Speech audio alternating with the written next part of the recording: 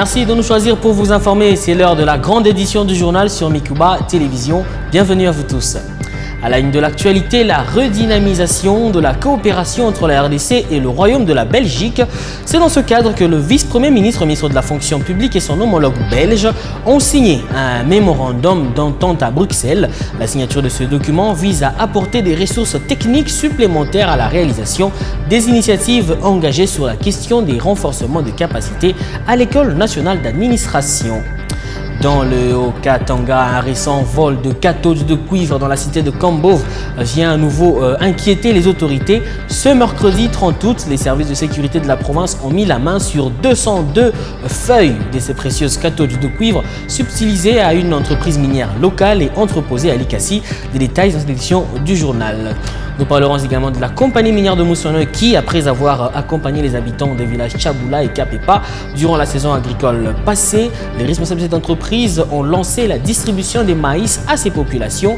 Ces filles et fils des villages environnants de son site d'exploitation minier qui ont remercié l'entreprise pour ce geste. Voilà tout pour les titres. Place à présent au journal.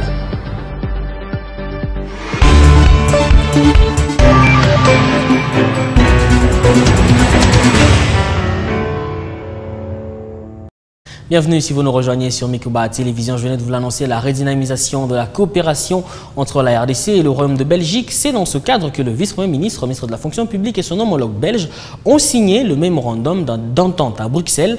La signature de ce document qui vise à apporter des ressources techniques supplémentaires à la réalisation des initiatives engagées sur des questions de renforcement de capacité à l'École nationale d'administration. Suivez. Vice-premier ministre. Gestion des ressources humaines et fonctionnement des services publics, la République démocratique du Congo et le Royaume de Belgique renforcent le cadre formel de redynamisation des coopérations bilatérales dans le but de faciliter les transferts de bonnes pratiques entre services administratifs. Et pour sceller cette coopération, le vice-premier ministre en charge de la fonction publique de la République démocratique du Congo, Jean-Pierre Liaou Eboa Kalokola Mongalibana et Madame Petra de Souter, vice-premier ministre, ministre de la fonction publique du Royaume de Belgique, ont signé le mémorandum d'attente des coopérations ce mardi 29 août 2023 à Bruxelles.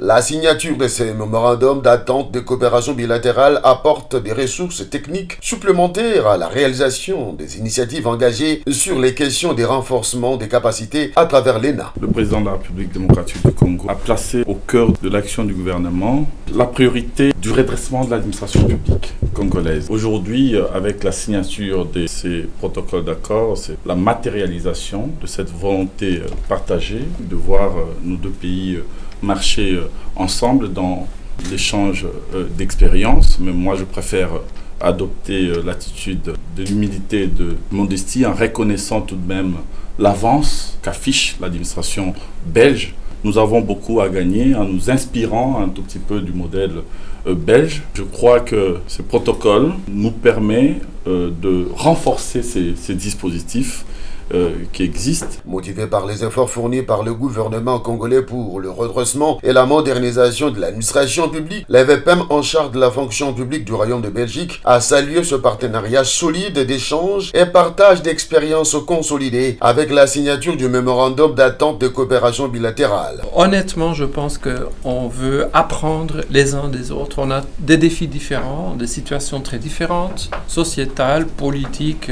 les enjeux. Et puis le Premier ministre congolais Jean-Michel Samalou Kondé a présidé ce mercredi 30 août la traditionnelle réunion du comité de conjoncture économique qui a passé en revue la situation économique du pays dans ses différentes facettes, à en croire le ministre d'État en charge du budget Aimé Boji qui a fait le compte-rendu de cette réunion à la presse. Il s'observe un léger relèvement de l'activité économique au niveau international, essentiellement dans le secteur de l'automobile. Il est également à noter une baisse des prix des principaux produits miniers d'exportation de la RDC. Et au chapitre de l'inflation, le comité de conjoncture économique fait état d'une stabilité. Félix Matoudi, notre correspondant depuis Kinshasa. On a commencé par examiner la situation économique au niveau international. Et à ce sujet, on a relevé 2 points. Le fait qu'il s'observe un léger relèvement de l'activité économique au niveau international qui est tiré essentiellement par les secteurs de l'automobile. On a également noté une baisse des prix des principaux produits miniers d'exportation de la République démocratique du Congo. Dans le secteur national, la RPTC, l'autorité de régulation des postes et télécommunications, a annoncé à la suite des problèmes que nous connaissons sur le plan de la téléphonie mobile, l'arrivée d'un bateau câblier dans les eaux de l'Afrique de l'Ouest qui va procéder dans les jours qui suivent à la réparation du câble fibre optique sur lequel notre pays est branché. Et donc on peut espérer que dans quelques jours, on aura une solution à ce problème de téléphonie que nous connaissons, tout ce qui nous a affecté au cours des dernières semaines. Sur le plan réel, en commençant par l'inflation, l'on note que le niveau est stable, comme on l'a observé au cours des dernières semaines, sauf que par rapport à la semaine du 18 août, on note au 24 août une légère accélération de la formation des prix. Et cette inflation se situe à 17,2% en cumul annuel et en glissement annuel à 22,8%, avec en projection un taux de 11,5% à fin exercice dans le cadre du programme convenu avec le Fonds monétaire international. Pour ce qui est du marché d'échange, l'on note également une stabilité, sauf que comparativement à la semaine du 18 août, au 24 août, le franc congolais a connu une légère dépréciation et s'est échangé à un taux de 2462 francs congolais pour $1 américain. À l'indicatif et au marché parallèle, on est à 2505 francs congolais pour Autre chose, dans l'optique de passer en revue les opérations militaires conjointes en cours contre les ADF dans l'est de la RDC, le président ougandais Yoweri Museveni a rencontré mercredi les officiers supérieurs des forces de défense du peuple ougandais, UPDF, ainsi que celles des forces armées de la République démocratique du Congo, FARDC, à Kampala. Suivez. Pour Museveni, l'armée doit toujours être proche du peuple afin de vaincre l'ennemi qui a longtemps sémé la terreur dans l'est de la République démocratique du Congo. Vous ne pouvez pas mener une guerre sans la solution de la population, a-t-il déclaré avant d'ajouter « C'est pourquoi la politique et la discipline de l'armée doivent être justes. Car, sinon, si les gens sont en colère contre vous, même si vous vous battez bien, vous finirez par perdre. » Le chef des forces de défense, le général Wilson Mbasoumbadi, a conduit la délégation de l'UPDF, tandis que celle des FARDC était dirigée par le chef d'état-major général, le lieutenant-général Christian Chiwewe Songesha. Du côté de l'armée congolaise, le général Chiwewe a rendu hommage et a exprimé sa compassion aux soldats de l'UPDF qui ont perdu la vie et à ceux qui ont été blessés sur le champ de bataille au cours de l'opération Shuja en cours au profit de rétablissement de la paix. Cette réunion fait partie du protocole d'accord entre le gouvernement de l'Ouganda et la République démocratique du Congo pour combattre conjointement les rebelles des forces démocratiques alliées dans l'est de la République démocratique du Congo. L'opération Shuja a enregistré d'énormes succès sur terrain. La semaine dernière, un responsable de l'ADF d'origine tanzanienne a été tué dans le périmètre de la vallée de Mwalika. Plusieurs munitions ont été récupérées, des civils otages libérés par les forces FARDC UPDF. Et au cœur du Haut-Katanga, un récent vol de cathodes de cuivre dans la cité de Kambov vient à nouveau inquiéter les autorités. Mercredi 30 août, les services de sécurité de la province ont mis la main sur 202 feuilles de ces précieuses cathodes subtilisées à une entreprise minière de la place et entreposées à Likasi, la deuxième plus grande ville de la province du Haut-Katanga. Reportage. Selon le général Dieudonné Odimba Okito, commissaire divisionnaire adjoint de la police nationale congolaise du Haut-Katanga, le précieux métal était trouvé dans une résidence de la commune de Kikula dans la ville de Likasi ce jeudi 31 août 2023 lors de sa communication avec Jean-Claude Kanfekimimba, le vice-gouverneur du Haut-Katanga. Les instances judiciaires ont également mis en lumière un dossier de vol concernant 120 tonnes de cuivre appartenant à Tenkifunguru Mining, actuellement en cours d'instruction à Kinshasa. Ce n'est pas le premier cas. La semaine précédente, 95 feuilles de cathode volées par certains inciviques étaient en train de traverser la frontière congolaise vers la Zambie avant qu'elles ne soient interceptées par le service d'antifraude du Haut-Katanga au niveau de péage de Kanyaka sur la route Kasumbalesa. Le général Dieudonné Odimba Okito, commissaire divisionnaire adjoint de la police nationale congolaise du Haut-Katanga, promet que les enquêtes se poursuivent. La province du Haut-Katanga est confrontée à une interrogation majeure. Comment protéger ces ressources, véritable trésor national de mains cupides qui cherchent à en tirer profit? Le ministre national des hydrocarbures Didier Boudimbou et la vice-ministre Wivine Moleka à la tête d'une commission ayant pour mission d'assainir le secteur pétrolier en province se sont entretenus ce jeudi 31 avec le vice-gouverneur de la province du Haut-Katanga, Jean-Claude Kamfwa Kimimba. Les précisions dans ce reportage.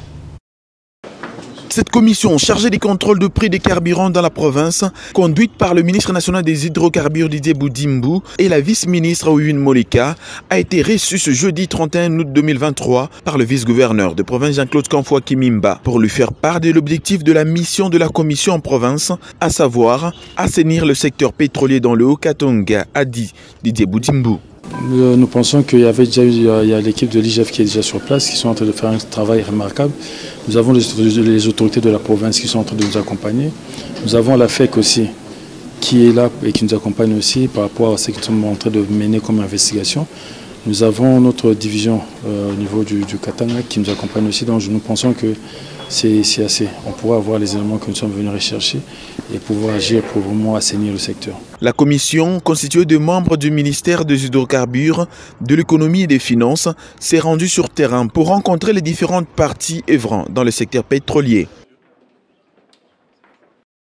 Dans la province du Haut-Katanga, toujours, les activités du mois de la jeunesse ont été clôturées.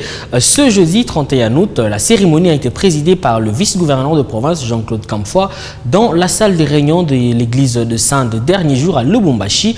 Les jeunes ont plaidé pour un entrepreneuriat efficace et appuyé. Regardez.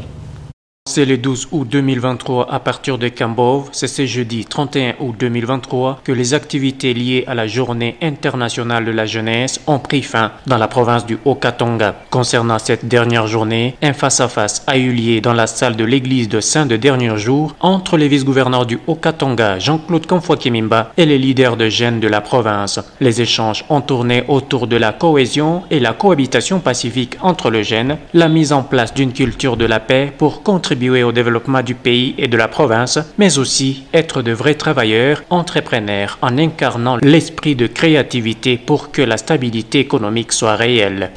Soyez les bâtisseurs d'une société cohésive. La cohésion nationale, c'est votre affaire aussi, et non pas celle de vos parents ou des dirigeants que nous sommes. Si vous ne vous battez pas pour la cohésion nationale, demandez-vous de quelle société vous allez hériter lorsque vous prendrez notre place. À très bientôt.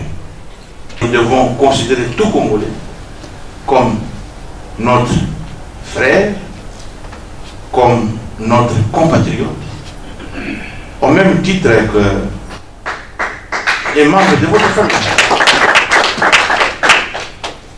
Il faut cette cohésion pour que nous puissions être forts et bâtir notre pays sur ses valeurs. Outre les difficultés que rencontrent les jeunes du Haut-Katanga à cause de l'inexistence du Conseil provincial de la jeunesse comme soulevé séance tenante, le numéro 2 de l'exécutif provincial, Jean-Claude Kamfwa Kimimba, a appelé ses futurs cadres du pays à une implication totale afin qu'elle soit créée de l'emploi avant de promettre à cette jeunesse qu'il fera rapport à l'autorité provinciale pour que soit mis en place le CNJ en province. C'est par la série d'échanges d'expériences dans les domaines d'entrepreneuriat, notamment la couture, la fabrication de blocs de ciment et autres, que la cérémonie a pris fin en présence de la ministre provinciale de la Jeunesse, Éducation et Recherche scientifique, Marie-Chantal Kaleaki-Loufia. Autre chose, le commandant 22e région militaire à l'intérim, le général de brigade Daniel Mouakou, séjourne à Kolwezi, le chef-lieu de la province du Lualaba, depuis le lundi 28 août.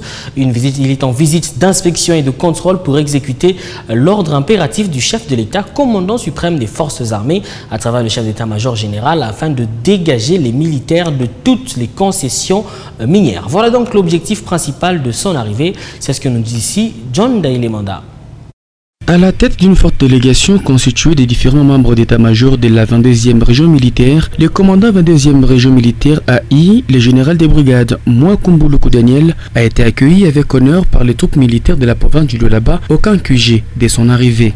Venant exécuter la mission lui confiée par le commandant suprême des forces armées de la République démocratique du Congo et chef de l'État Félix Antoine Tshisekedi Tshilombo, celle de dégager tous les militaires dans les concessions minières de la province, le général de brigade a eu le temps de présenter ses civilités à madame la vice-gouverneure Fifi Masuka Saini, avec qui il a eu un long entretien. Le général Mwakumbuluku avait été également reçu par le numéro 1 de la sécurité en province, Deodaka Pendawaka Pendet, dans son office, et ils se sont fixés sur certains points concernant la participation de certaines unités des FARDC de sa province dans cette activité. Un autre moment fort était celui de rencontrer le commissaire provincial de la police nationale congolaise de Laba, le commissaire divisionnaire Teriel Kisak, sur le centre de coordination des opérations de Koulouzi CCO et parler de la bonne collaboration entre FARDC et PNC. Dans cette même logique, le général des brigades, le commandant 22e région militaire AI, avec toute la délégation ainsi que des officiers de la garnison de Koulouzi, ont suivi avec attention un exposé lu par le chef chargé des opérations du 622e bataillon indépendant, le colonel Batenga Boutimbo-Chilandri, qui a mis clairement la situation de cette unité en province et a souligné plusieurs points sur la sécurité intérieure et la défense de l'intégrité territoriale.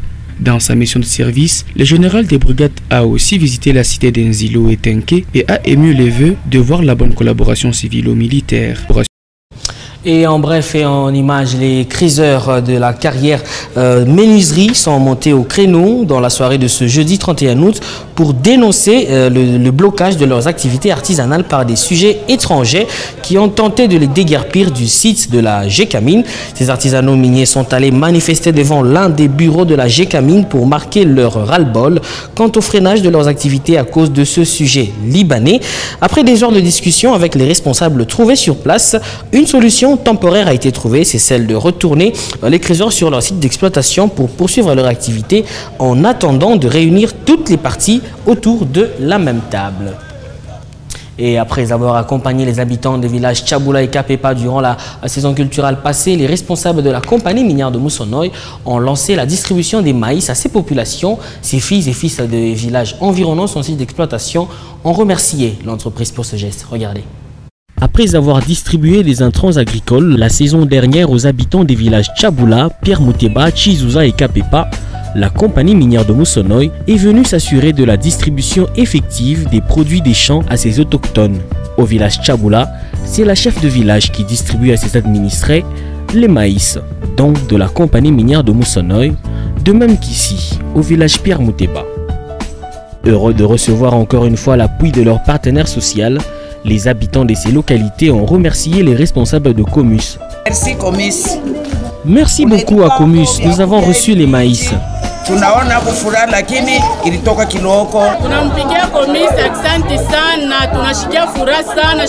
Merci beaucoup. Nous, les femmes du village Kapepa, nous sommes très heureuses d'avoir reçu le maïs de la part de Comus. Merci. À l'approche de la nouvelle saison, pour cultiver, ces Lois-Labé ont sollicité de nouveau l'accompagnement de Comus SAS.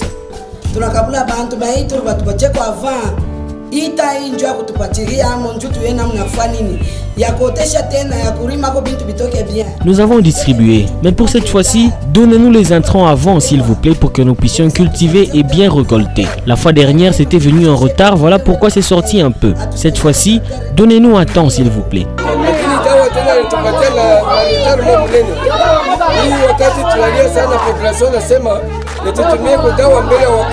Nous demandons à Comus de nous donner les intrants avant le début de la saison agricole afin que nous puissions nous organiser pour bien cultiver.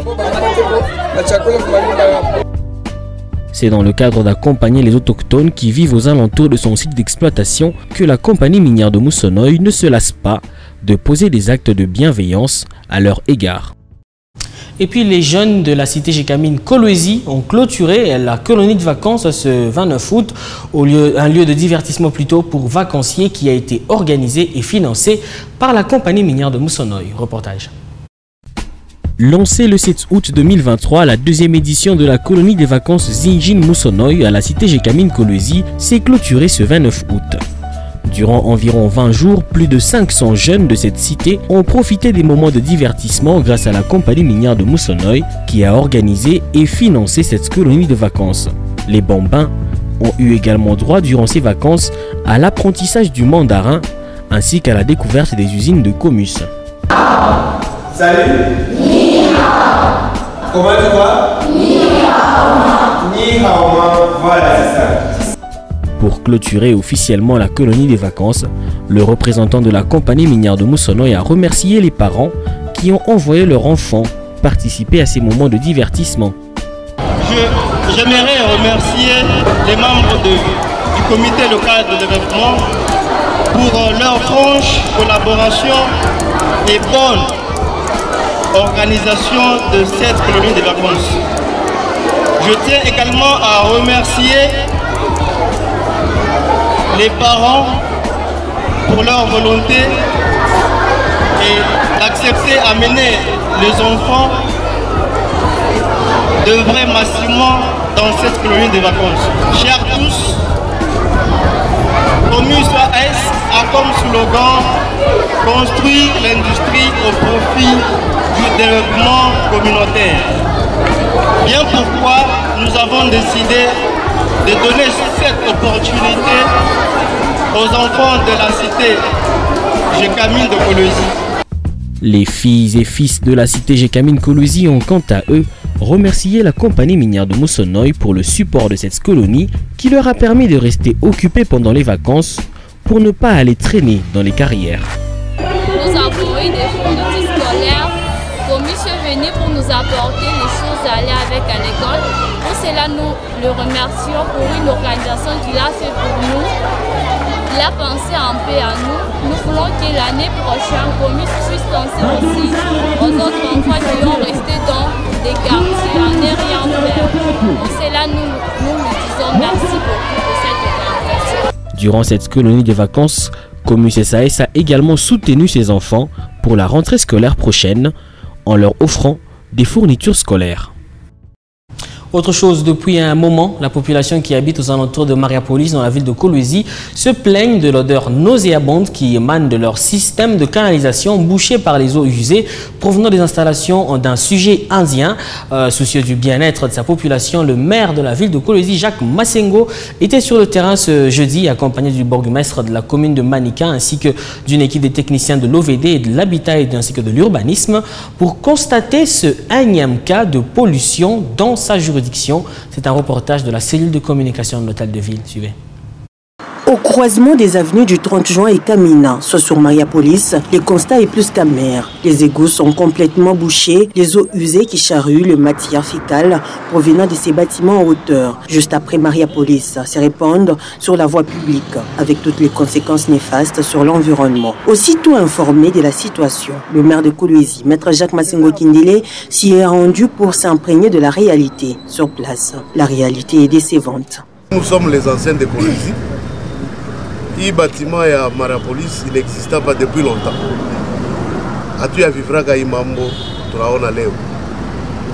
Ces bâtiments de Mariapolis existent depuis de très longues années. Nous n'avons jamais assisté à une situation pareille. Les constats que nous venons d'effectuer révèlent que cette situation est due au manque de canalisation de cette nouvelle bâtisse. C'est comme ça que nous venons de convoquer son responsable pour qu'il vienne répondre ensemble avec l'OVD afin que nous trouvions une solution. Nous avons convoqué d'urgence pour qu'il à donner comment, avec l'OVD, à trouver solution le plus vite que possible. L'autorité urbaine, accompagnée du bourgmestre de la commune de Manika, des techniciens de l'OVD et de l'urbanisme et habitat, après des explications claires du curé de la paroisse, le maire de Kolwezi a déploré cette situation désastreuse et met en garde les personnes qui s'adonnent à cette mauvaise pratique. Ma équipe notamment brigade hygiène. La population doit mettre en tête que nous avions déjà créé des équipes des agents et une brigade d'hygiène qui va sérieusement travailler pour décourager ces genres de pratiques. Non seulement on a facilité la propagation de la maladie, mais on a détruit le chaussée. Ce n'est pas facile. Le circuit des eaux est complètement bouché, a laissé entendre les techniciens de l'OVD. Ceux qui vont continuer à se permettre d'évacuer les déchets sur la voie publique seront sérieusement découragés par de fortes amendes.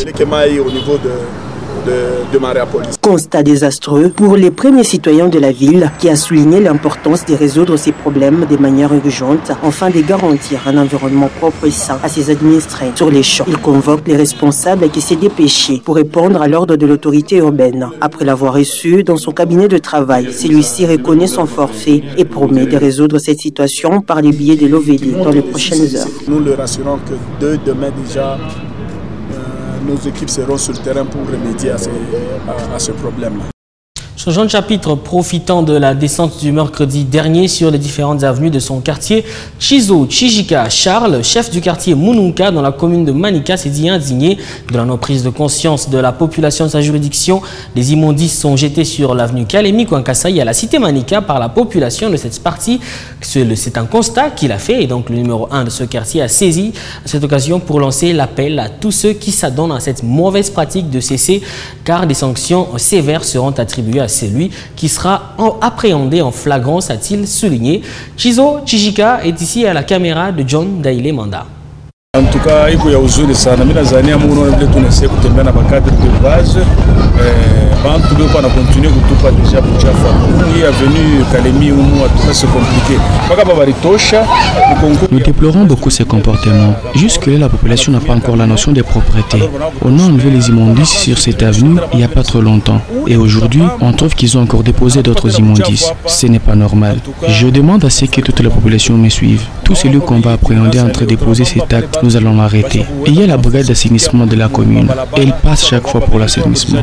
Mais pourquoi la population ne veut pas l'accompagner? Nous allons prendre de nouvelles dispositions pour décourager ces actes. Nous disons, c'est lui qu'on va voir en train de déposer ces sacs d'immondices ici subira la rigueur de la loi.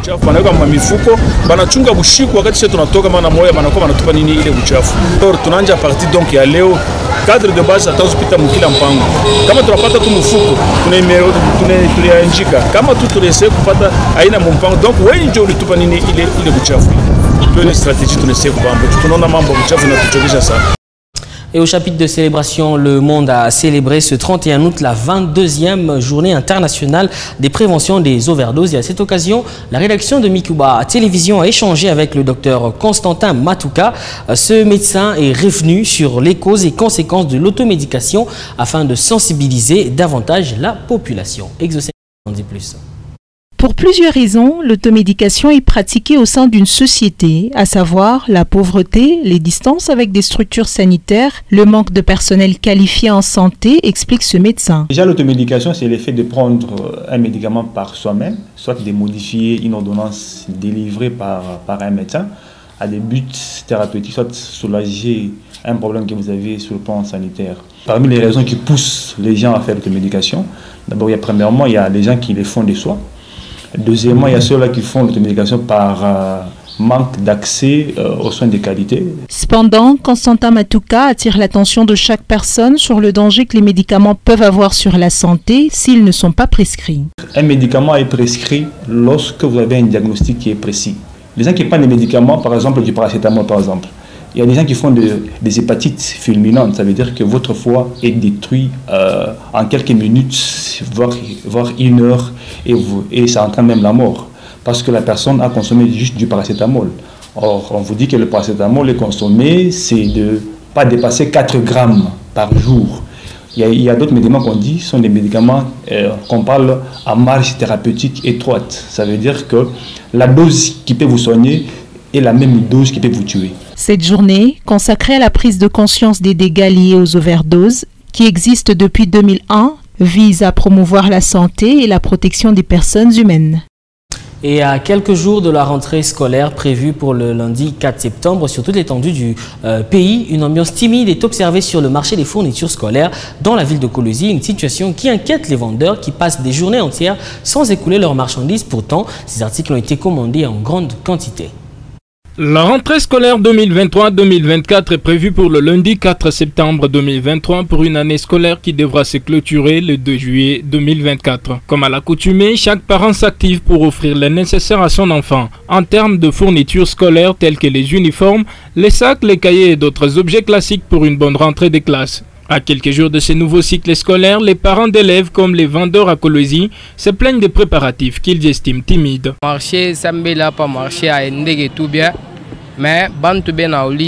C'est timide, mais ils continuent à se renseigner sans acheter. Ils se plaignent au sujet des prix exorbitants des objets.